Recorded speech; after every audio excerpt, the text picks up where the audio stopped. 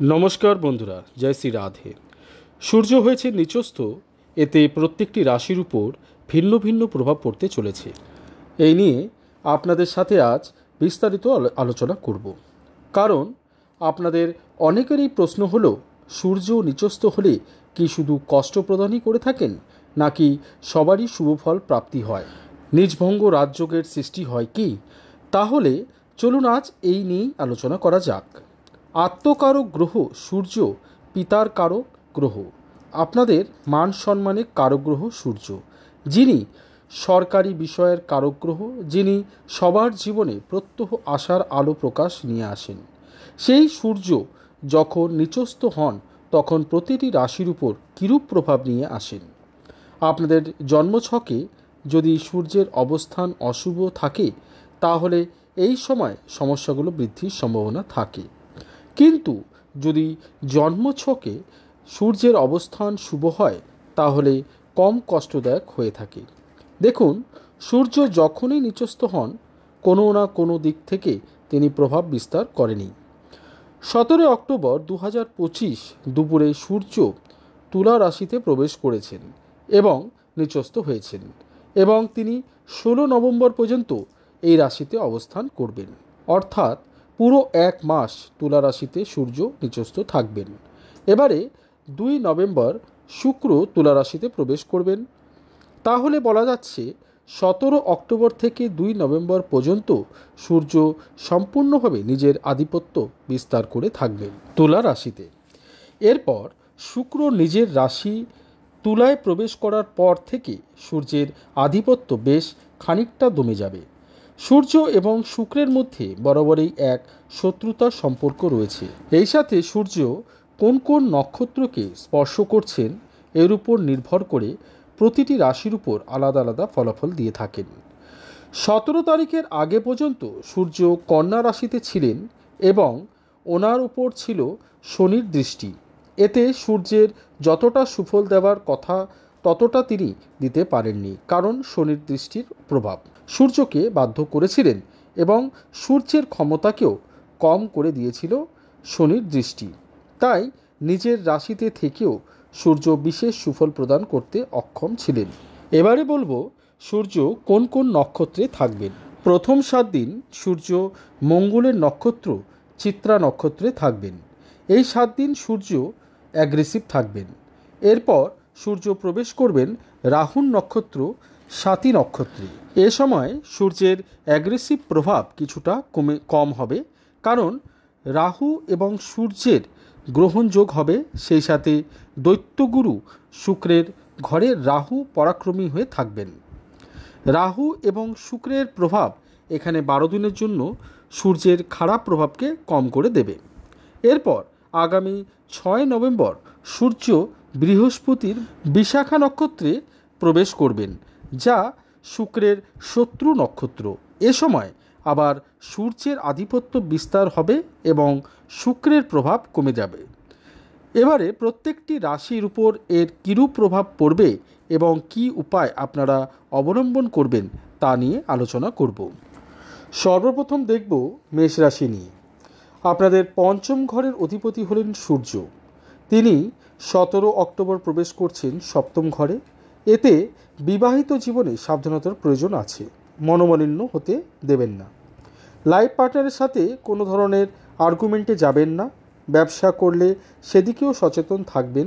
যদি ব্যবসা government related থাকে তাহলে বিশেষ ধ্যান দেবেন এবং সন্তানদের উপরেও বিশেষ ধ্যান দেবেন। সূর্যের থেকে সফলতা প্রাপ্তির জন্য আদিত্য হৃদয় স্তোত্র পাঠ করতে পারেন অথবা সূর্যদেবের দ্বাদশ নামের পাঠ করতে পারেন।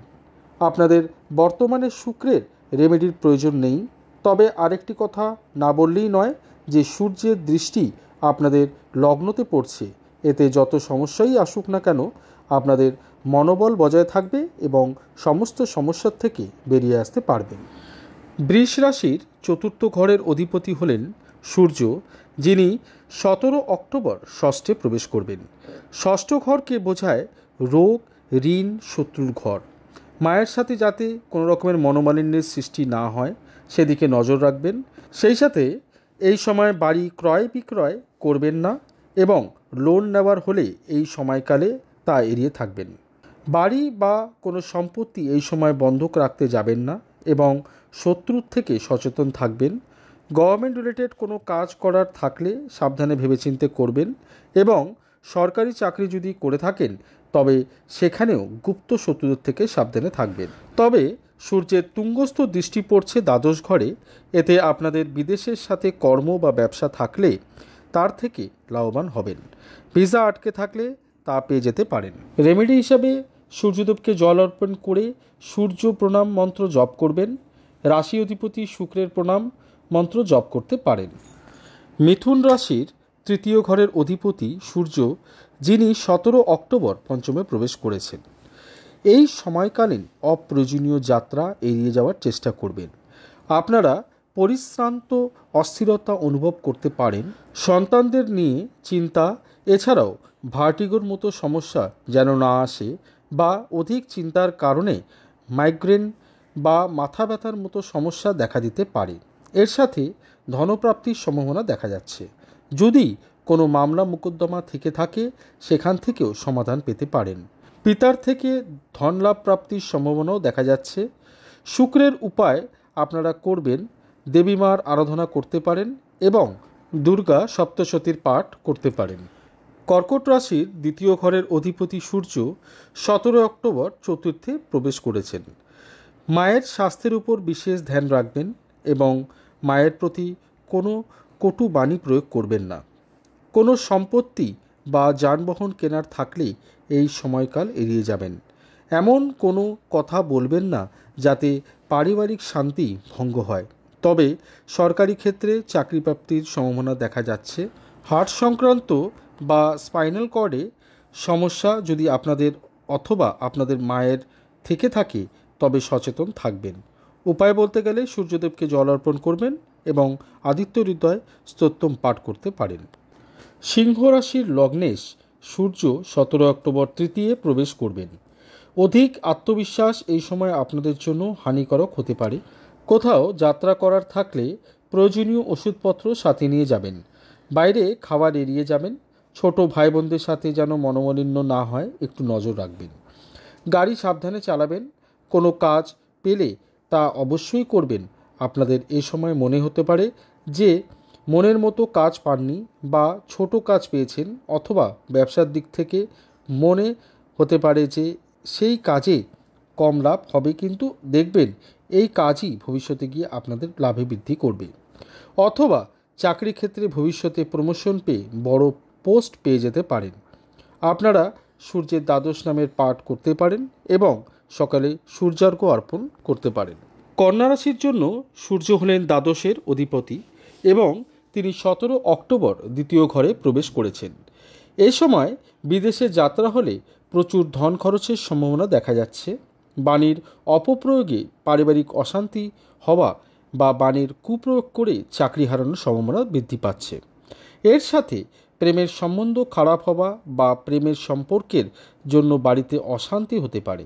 সরকারি দিকে কোনো প্রজেক্ট থাকলে সেদিকে সমস্যা সৃষ্টি হতে পারে। এর সাথে অপ্রয়োজনীয় খরচ বৃদ্ধির সম্ভাবনা দেখা যাচ্ছে। পজিটিভ দিক হলো কোনো নতুন ব্যবসা শুরু হতে পারে। স্বাস্থ্যের উন্নতি দেখা যাচ্ছে। স্বাস্থ্যের দিক থেকে কোনো সমস্যা থেকে থাকলে এবার থেকে তা দূর হতে থাকবে। বৈবাহিক দিক থেকে পার্টনারের সাপোর্ট পাবেন। সবচেয়ে ভালো উপায় বলতে গেলে দেবী মার আরাধনা করুন এবং নিজের উইল পাওয়ার বাড়ানোর জন্য মেডিটেশন করুন। তুলা রাশির একাদশের অধিপতি সূর্য লগ্নে প্রবেশ করেছেন 17 অক্টোবর। এবার থেকে আপনাদের মধ্যে থাকা খামতিগুলো বুঝতে পারবেন, নেগেটিভ পয়েন্টগুলো ধরতে পারবেন। এর সাথে মানসিক চাপ, স্ট্রেস বাড়বে, তাই মাথা ব্যথার সম্ভাবনা দেখা যাচ্ছে। এক ধরনের অস্থিরতা আপনার ভেতর থেকে অনুভব করতে পারবেন।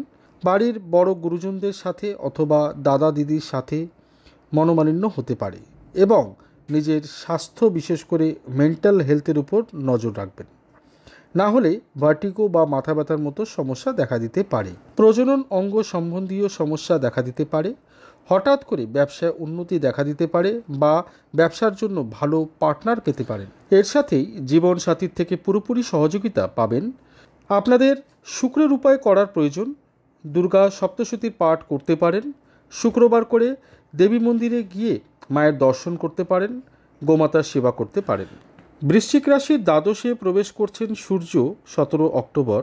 এতে প্রচুর অপ্রয়োজনীয় খরচ হতে পারে। বিদেশে যাত্রা বা দূর যাত্রা এই সময়কালে এড়িয়ে যাওয়ার চেষ্টা করবেন। প্রেমের দিকে সাবধানে থাকবেন। অতি ব্যস্ততা থাকার জন্য শারীরিক সমস্যা আসতে পারে, তাই সেদিকেও নজর রাখবেন। কোনো বিবাদ বা মামলায় জড়াতে যাবেন না। সরকারি ব্যক্তিদের সাথে বিবাদে যাবেন না এবং ভালো দিক বলতে গেলে কোনো বড় চাকরি পাওয়ার সম্ভাবনা রয়েছে। লোনের প্রয়োজন থাকলে তা এই সময় পেতে পারেন এবং শত্রু পরাস্ত হতে চলেছে।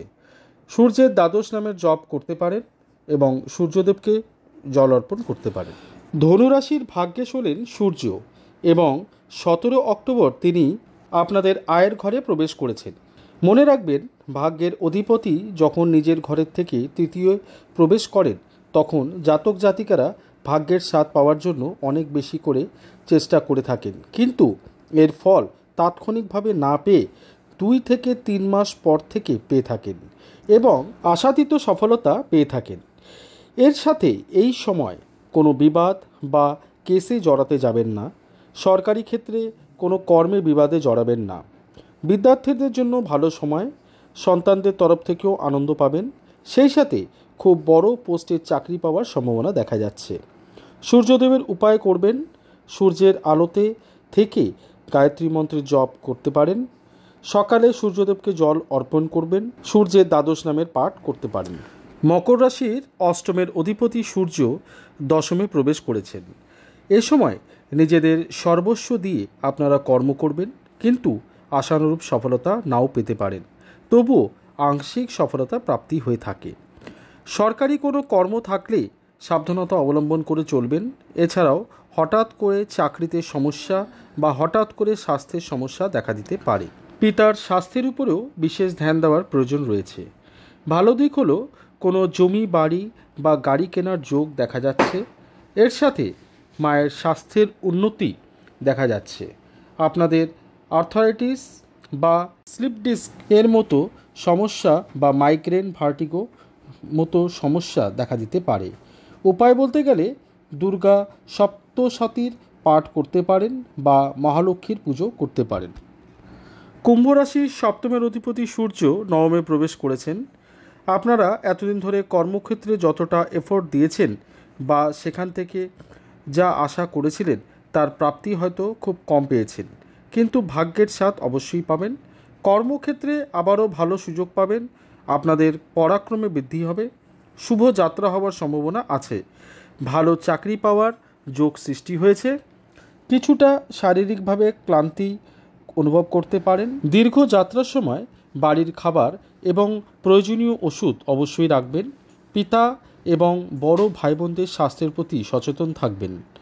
কোনো সরকারি চাকরি পেলে বেতন কম পেলেও সেই চাকরি হাতছাড়া করবেন না।